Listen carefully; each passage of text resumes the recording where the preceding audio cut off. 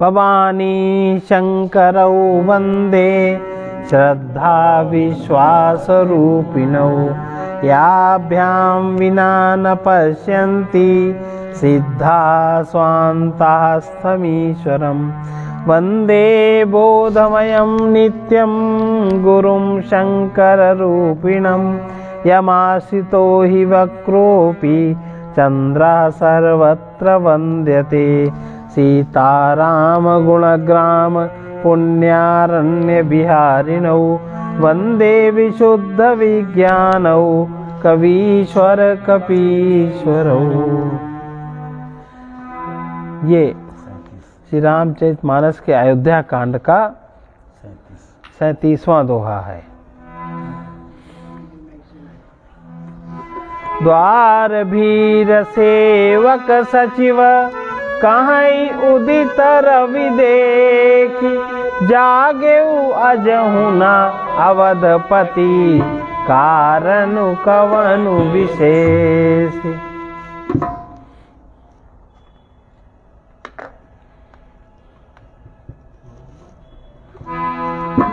पछले पहर भूपति जागा आज हमहि बड़ अचरज लागा जाहु सुमंत्र जगावउ जाई कीजिए काजु रजाय सुपाई कहे सुमंत रावण माही देखी भयावन जात डेराई दाई खाई जनु जाई नहेरा मानहु विपदि विषाद गनेरा पूछे पूनऊ करु देई गए भवन को के कही जय जीव बैठ सिरुनाई देख भूप गति गयउ सुखाई सोच विकल विवरण पही परेऊ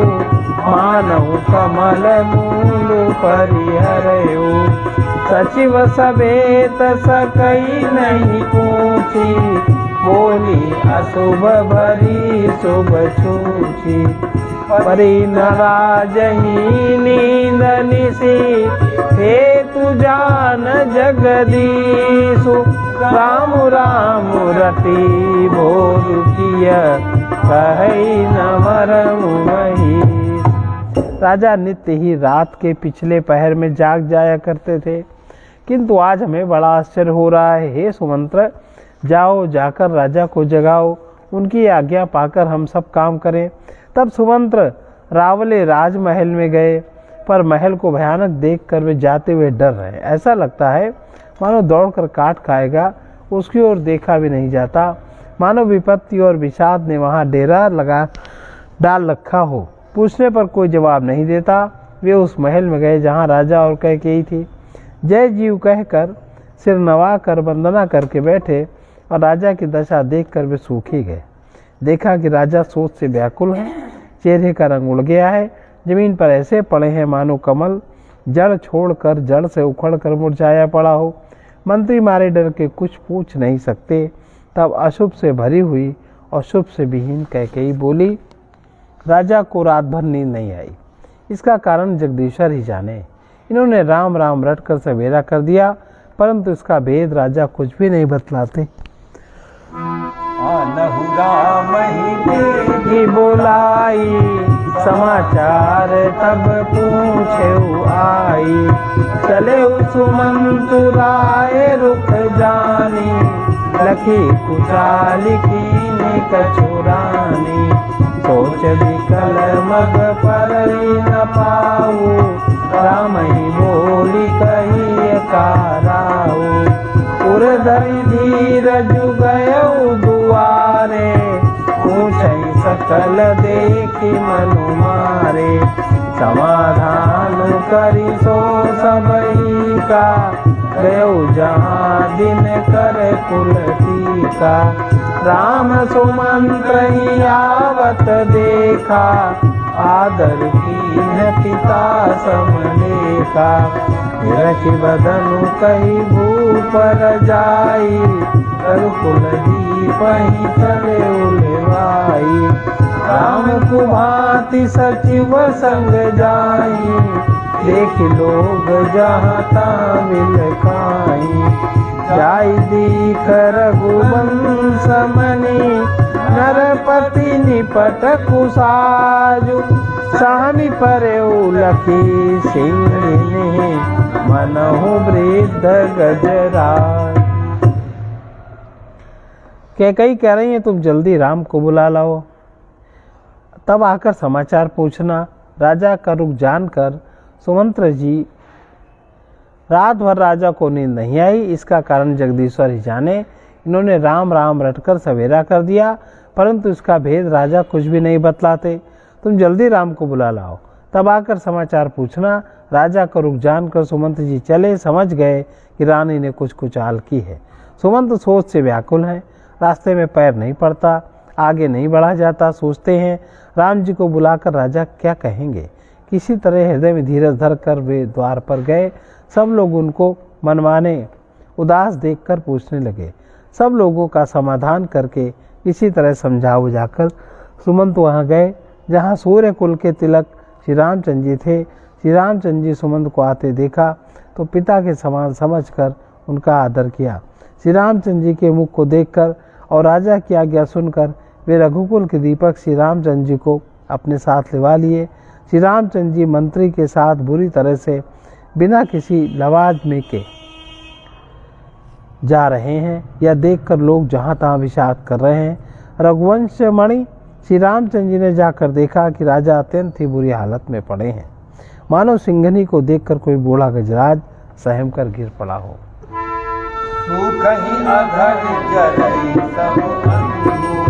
बनहु दीन मनिहीन भुजंगो, सरुष समीप दीखि कैकेयी। मानहु नीचु धरी करुणामय मृदु राम सुभाऊ। प्रथम दीख दुख सुना न काऊ, तदपि धीर धरि समहु विचारी।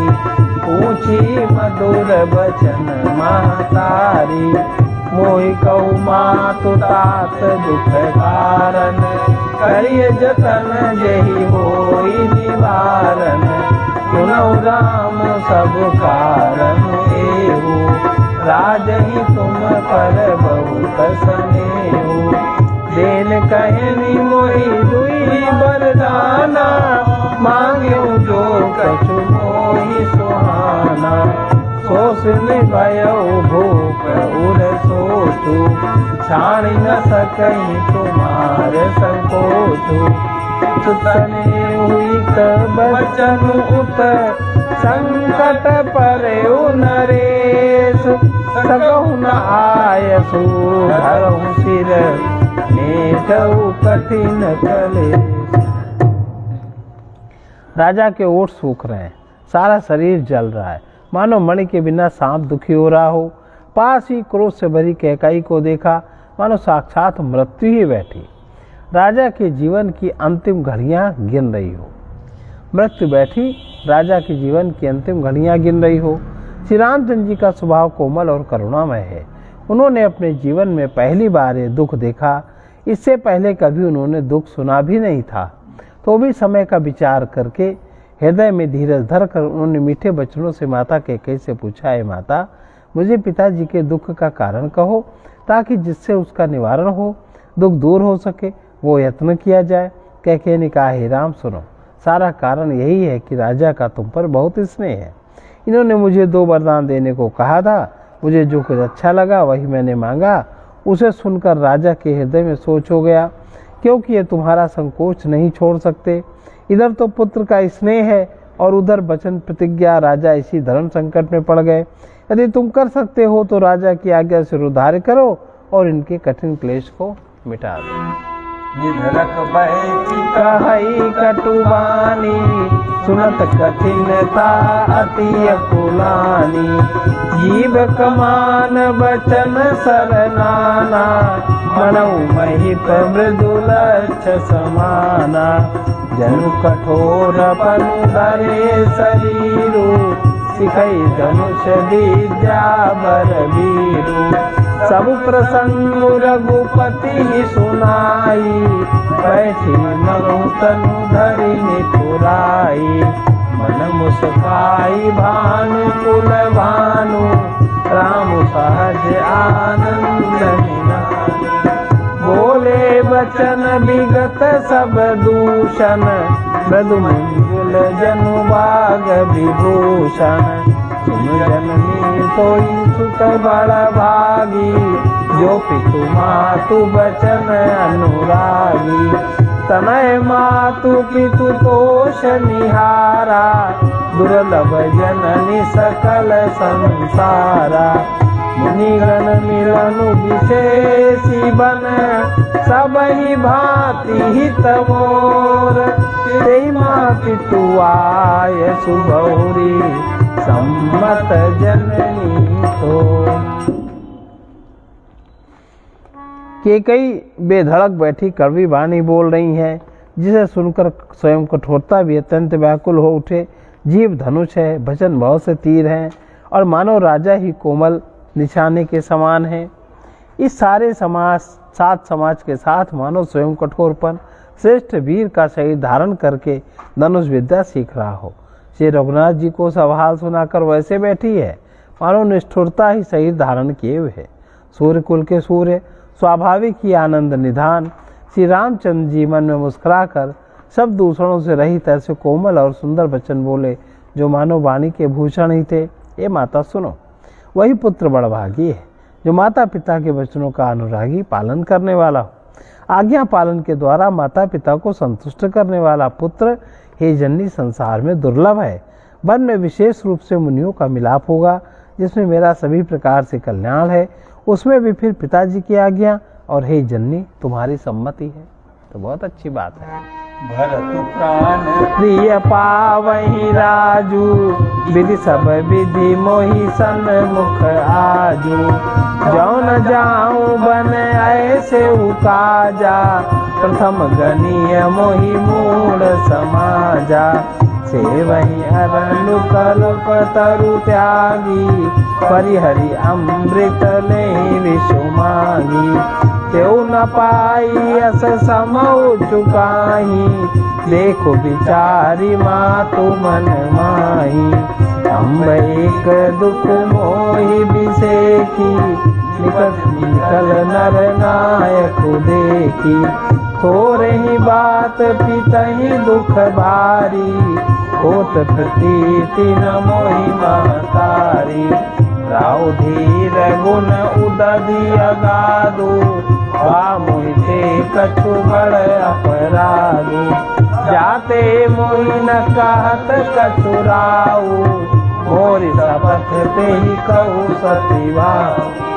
सरल सरल रघुवीर बचन, कुमति कुटिल करि जान। चलै जोक जल वक्र गति, यद्यपि सलिलु समान।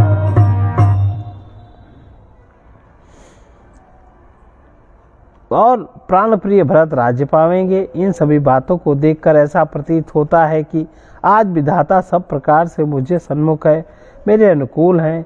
यदि ऐसे काम के लिए मैं वन को न जाऊं, तो मूर्खों के समाज में सबसे पहले मेरी गिनती करनी चाहिए। जो कल्प वृक्ष को छोड़कर रेड़ की सेवा करते हैं और अमृत त्याग कर विष मांग लेते हैं, हे माता तुम मन में विचार कर देखो, वे महामूर्ख भी ऐसा मौका पाकर कभी न चूकेंगे। हे माता, मुझे एक ही दुख विशेष रूप से हो रहा है, वो महाराज को अत्यंत व्याकुल देखकर। इस थोड़ी सी बात के लिए हे पिताजी को इतना भारी दुख हो। हे माता, मुझे इस बात पर विश्वास नहीं होता, क्योंकि महाराज तो बड़े ही धीर और गुणों के अथाह समुद्र हैं। अवश्य ही मुझसे कोई बड़ा अपराध हो गया है, जिसके कारण महाराज मुझसे कुछ नहीं कहते। तुम्हें मेरी सौगंध माता, तुम सच सच कहो।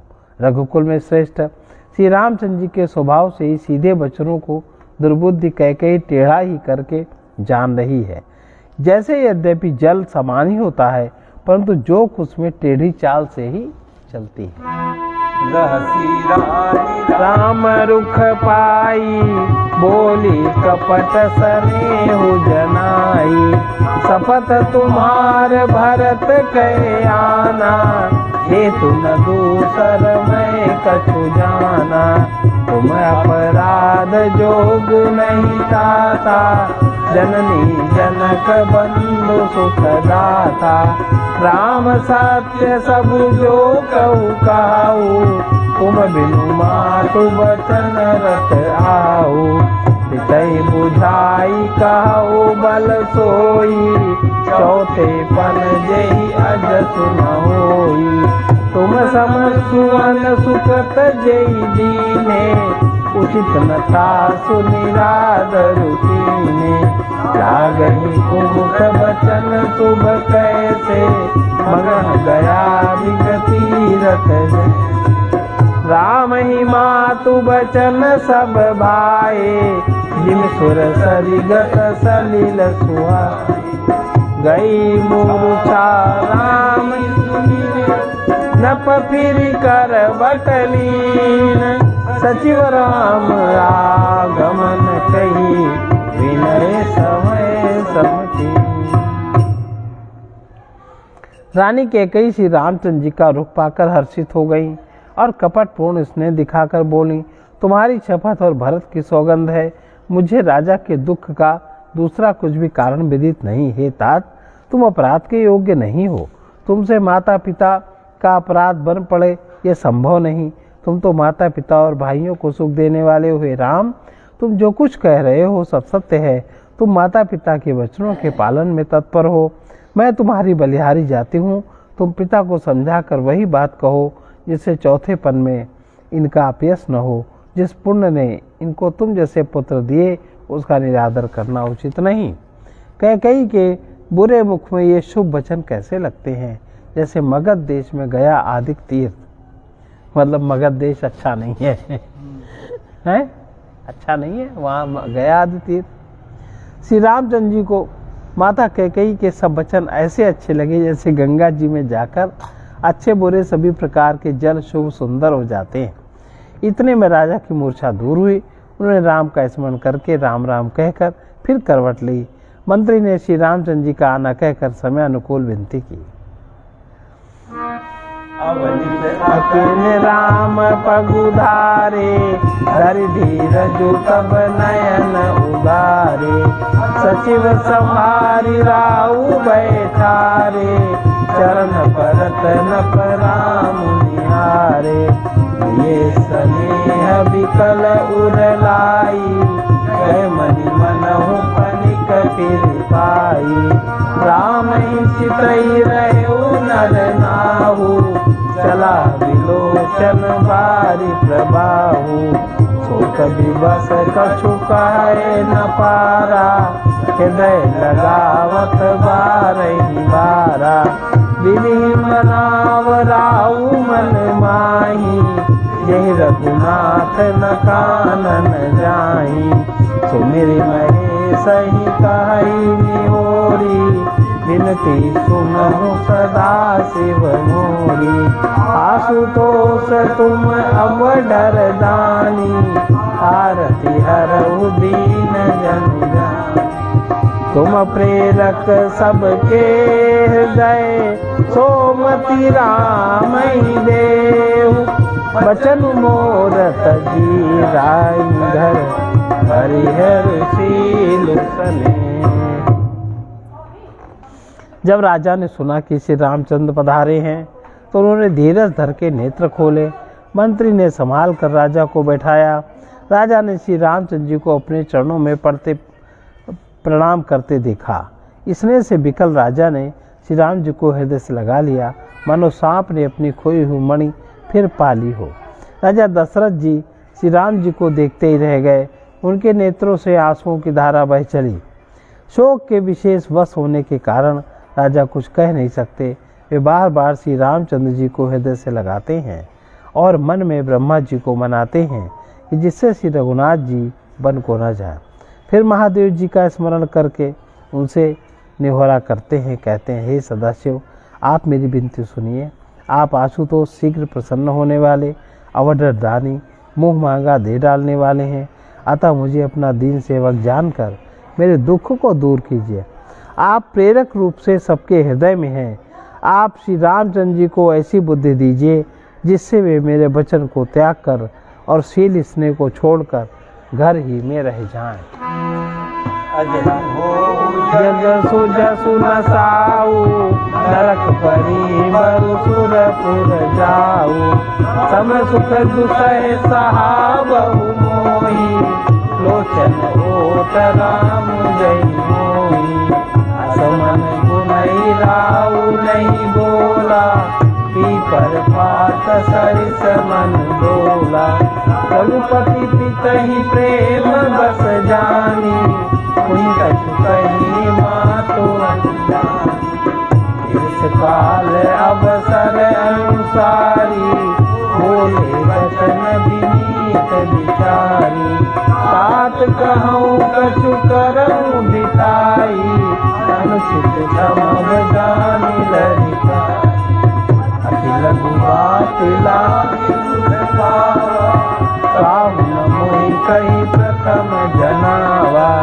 देखि गोसाई पूछे माता सुनित संग शीतल गाता।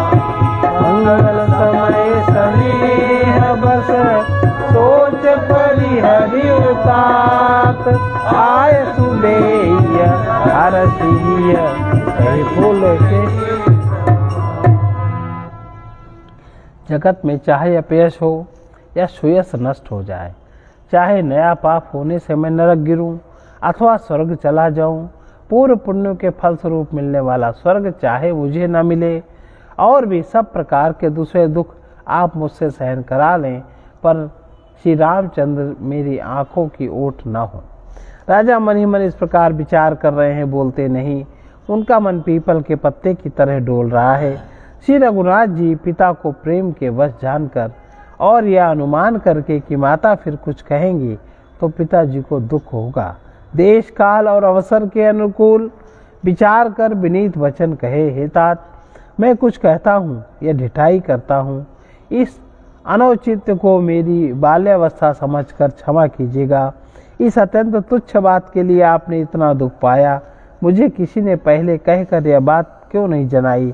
स्वामी, आप तो इस दशा को देखकर मैंने माता से पूछा, आपकी इस दशा को देखकर मैंने माता से पूछा, उनसे सारा प्रसंग सुनकर मेरे सबंग शीतल हो गए, मुझे बड़ी प्रसन्नता हुई। हे पिताजी, इस मंगल के समय स्नेहवश होकर सोच करना छोड़ दीजिए और हृदय में प्रसन्न होकर मुझे आज्ञा दीजिए। यह कहते हुए प्रभु श्री रामचंद्र जी सर्वांग पुलकित हो गए। जन्म जगती तलतासु पितहि प्रमोद चरित सुनि जासु। चारि पदार्थ कर तलता के प्रिय पितु मातु प्राण समझाके। आय सुपाली जन्म फलु पाई अयहूँ बेगी हो रजाई। विदा मातु सन आवहूँ मांगी चलिहूँ बनहि बहुरी पग लागी। अस कही राम गवन तब कीना भूप शोक बस उतरु न। नगर व्यापी गई बात सुतीछी छुअत चढ़ी जनु सब तन बीछी। सुनि भय विकल सकल नर नारी बेल विकप जिमि देखी दवारी। जो जह सुनई धुनई सिर सोई बड़ विषाद नहीं धीरज होई। मुख सुखाई लोचन क्रमहि सोकुल हृदय समाई। मनहु करुण रस कटकई उतरी अबद बजाई।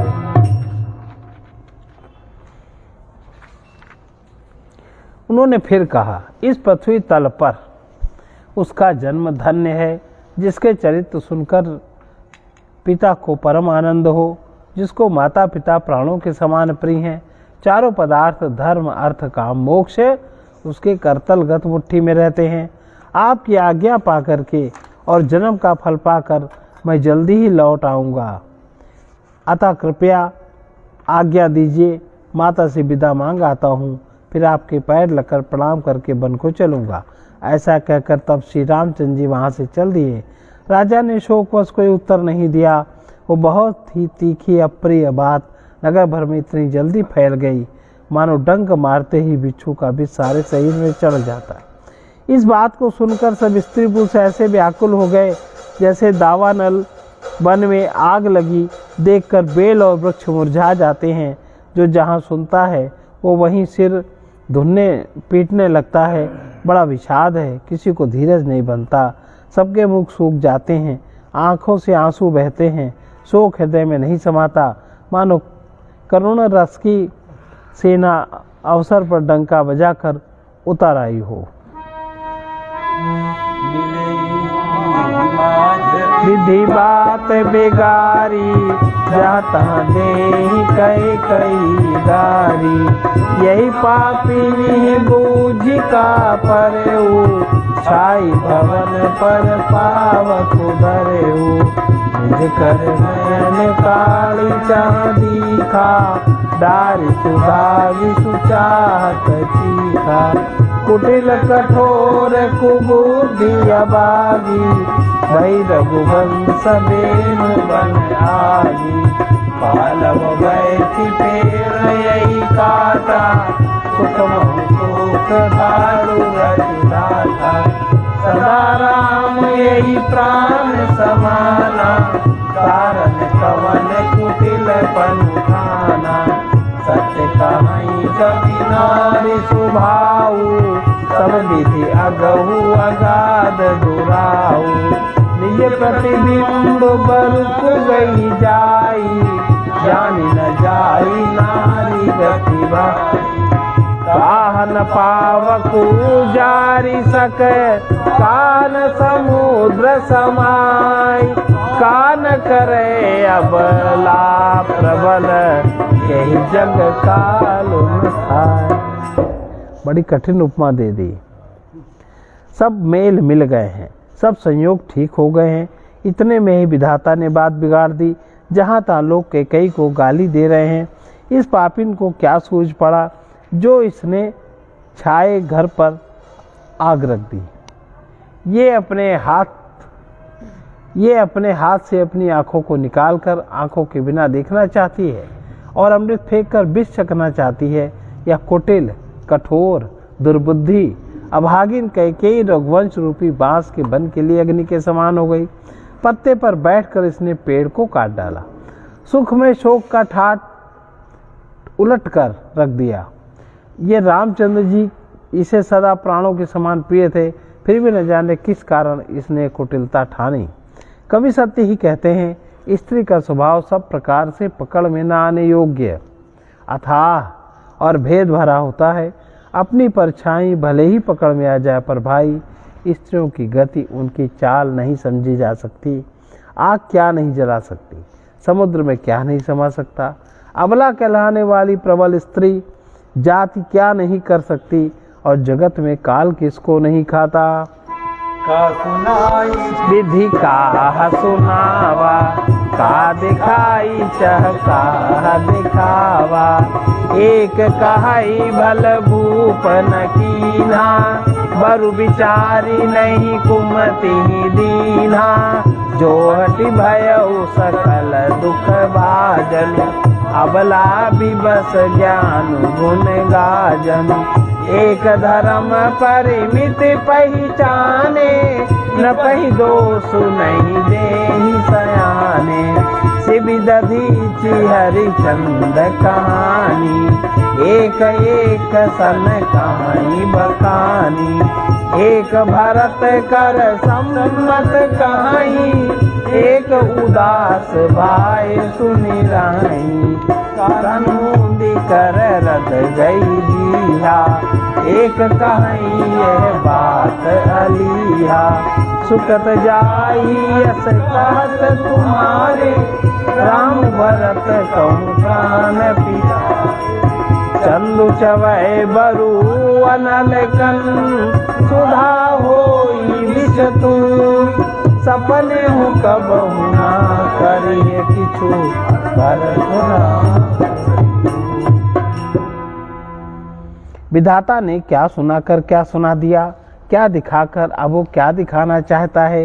एक कहते हैं कि इस राजा ने अच्छा नहीं किया, दुर्बुद्धि केकई को विचार कर वर नहीं दिया, जो हट करके केकई की बात पूरी करने पर अरे रहकर स्वयं सब दुखों के ही पात्र हो गए। स्त्री के विशेष वश होने के कारण मानो उनका ज्ञान और गुण जाता रहा। एक दूसरे को धर्म की मर्यादा को जानते हैं और सयाने हैं, वे राजा को दोष नहीं देते।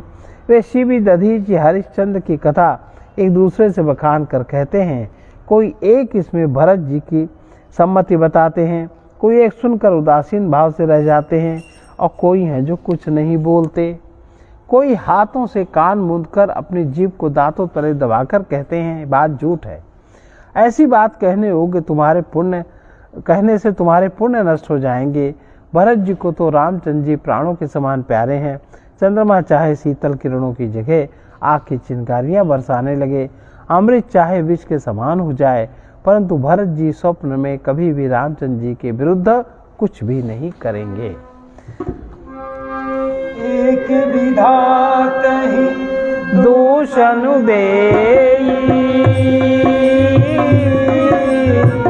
सुधा दिखाई दीन विसुजेहि राम। सिया राम जय जय राम, राम सिया राम। खर भरु नगर सोचु सब काहू, दूष दाहु उर मिटाऊ छाऊ राम। सिया राम जय जय राम, राम सिया राम। विप्रवधू कुल मान्य जठेरी, जे प्रिय परम कैकेयी केरी राम। सिया राम जय जय राम,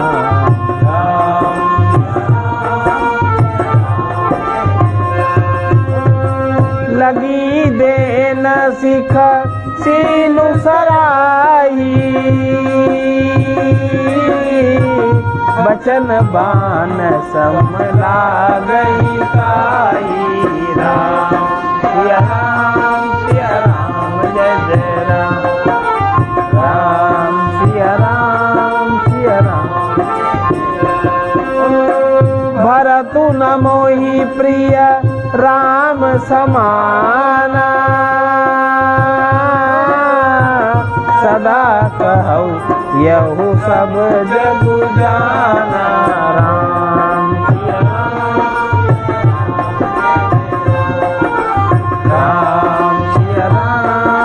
राम जय जय राम। करहु राम पर सहज स्नेहु, यही अपराध आज बनु देहु राम। सिया राम जय जय राम, राम सिया राम। कबहु न किएहु सवतिया रे सु, प्रीति प्रतीति जान सब देसु राम। सिया राम जय जय राम।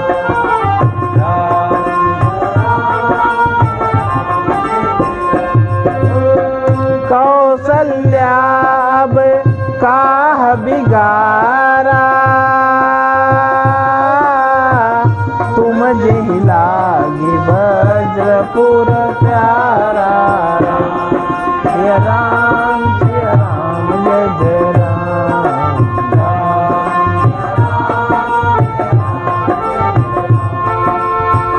सिय की पिय संगु परिहरी, लखनु की रही है धाम। राजू की भूजब भरतपुर नपुर की जी है बिनु राम। कोई एक विधाता को दोष देते हैं जिसने अमृत दिखाकर विष दे दिया। नगर भर में खलबली मच गई, सब किसी को सोच हो गया, हृदय में दुसाई जलन हो गई, आनंद उत्साह मिट गया।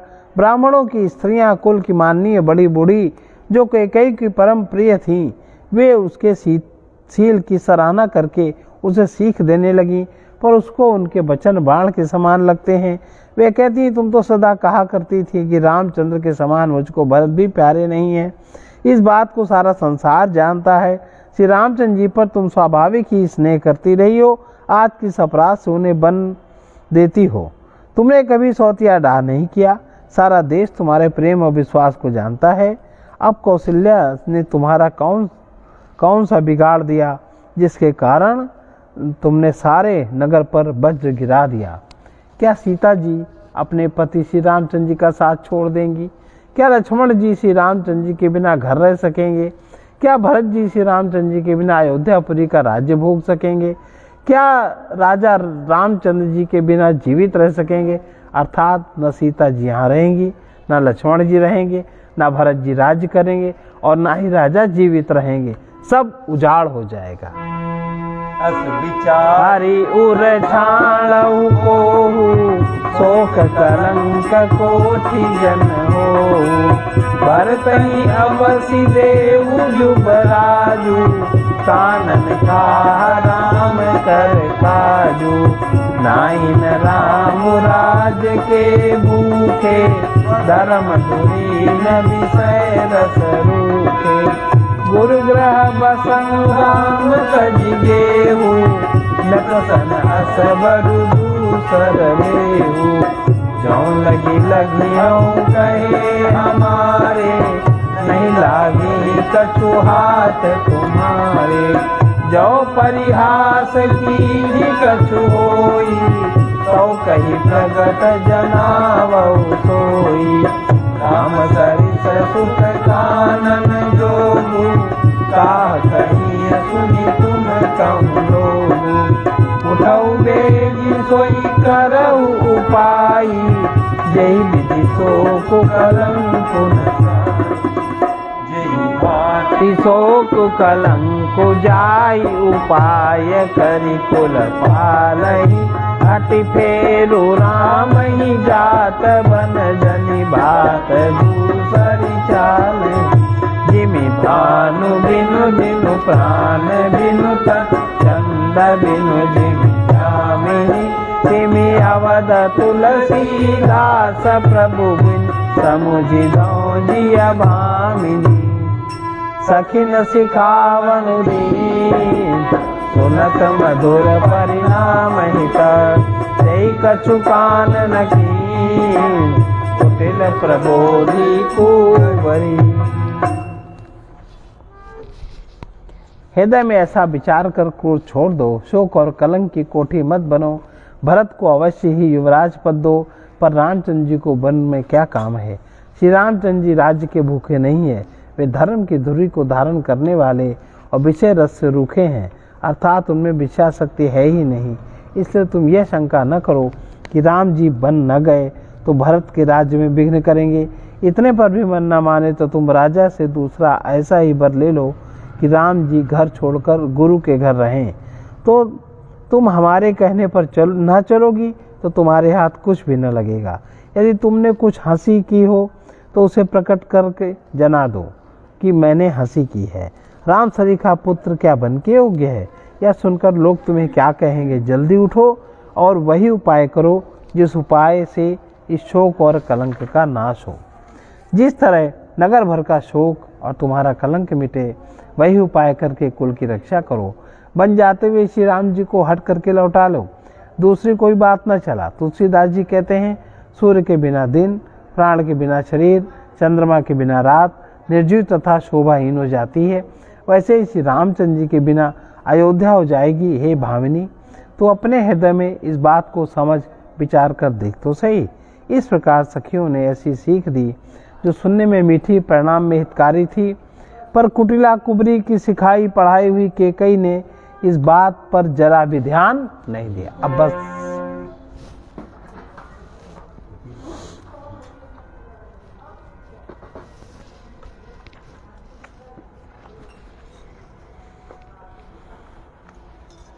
ये विनय पत्रिका का 36वां पद है। पवन कुमार हनुमान जी कल्याण की मूर्ति हैं। वे सारी बुराइयों की जड़ काटने वाले हैं। पवन के पुत्र हैं, संतों का हित करने वाले हैं। अवध बिहारी श्री राम जी सदा इनके हृदय में विराजते हैं। इनके तथा माता पिता गुरु गणेश सरस्वती पार्वती सहित शिव जी सुखदेव जी नारद इन सबके चरणों में प्रणाम करके मैं यह विनती करता हूँ कि श्री रघुनाथ जी के चरण कमलों में मेरा प्रेम सदा एक सा निभा रहे, यह वरदान दीजिए। अंत में मैं श्री राम लक्ष्मण जानकी जी को प्रणाम करता हूँ, जो तुलसीदास के परम प्रेमी और सर्वस्व हैं।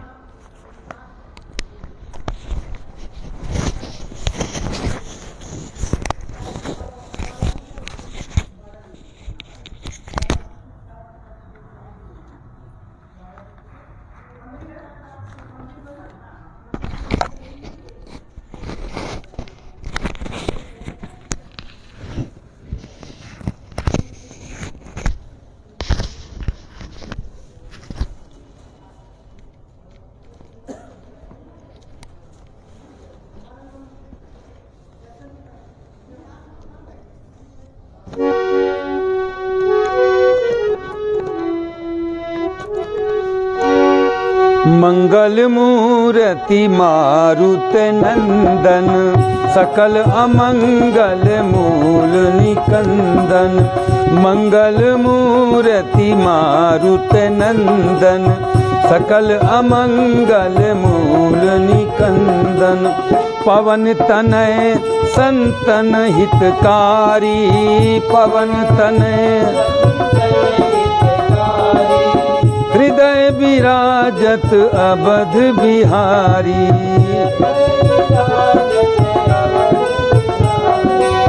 मात पिता गुरु गणपति सारद,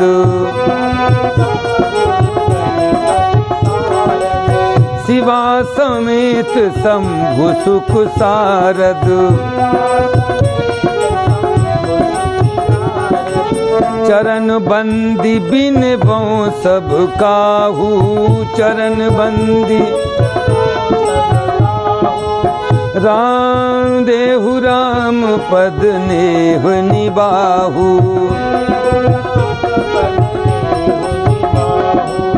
बंदी राम लखन वैदेही,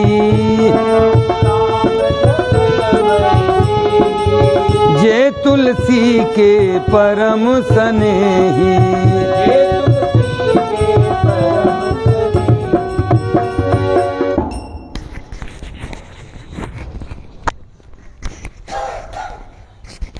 सर्वे भवन्तु सुखिनः, सर्वे सन्तु निरामयाः, सर्वे भद्राणि पश्यन्तु, मा कश्चित् दुःखभाग् भवेत्। कृष्णाय वासुदेवाय हरे परमात्मने प्रणतक्लेशनाशाय गोविन्दाय नमो नमः। असतो मा सद्गमय तमसो मा ज्योतिर्गमय मृतम्। ओम पूर्णमदः पूर्णमिदं पूर्णात् पूर्णमुदच्यते पूर्णस्य पूर्णमादाय पूर्णमेवावशिष्यते। ओम शांति शांति शांति सर्वारिष्ट शांति।